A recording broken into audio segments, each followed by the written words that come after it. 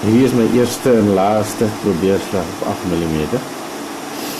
Werk nie so lekker sonder 'n ligmeter nie. Dis toe ek in die army was in Youngsfield. Toe ons op D&M drivers and maintenance kursus was. Het ek die kamera saamgevat toe ons in die veld gegaan het met die Magirisse. As ek en nou Wim. O nee, dis nie iemand anders in Wim. Wim is hier op die linkerkant.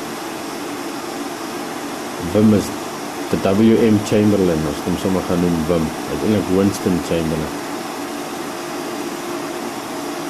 As is besig om 'n kanon op te winch. Die is een van die korporaals, bombardiers. Hy ou kap die kabel so, seker te maak hy rol reg op. Terwyl ons winch, hier kom ons met een van die Magirus gun tractors, hè? Youngsfield se wapentjie daarvoor.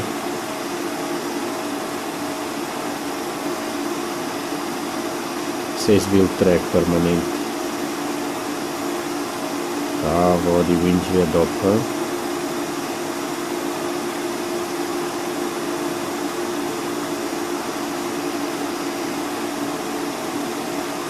Daar sakkel hulle met die kabel, dit is die patrol wat die kabel intrek.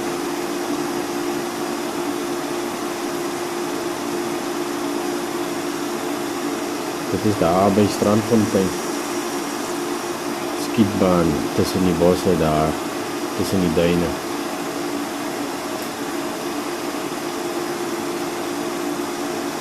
Dit is waar ons oornag by Strandfontein skietbaan.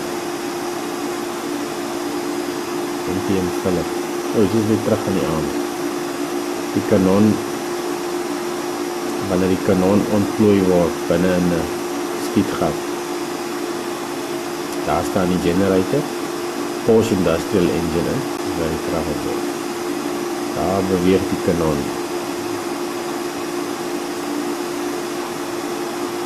Gekamufleerde lope.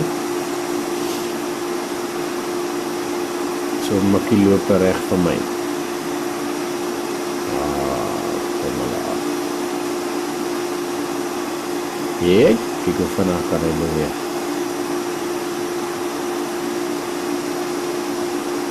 Koperaal pommedeer met die toiletpapier. Swaar die wiele weer terug.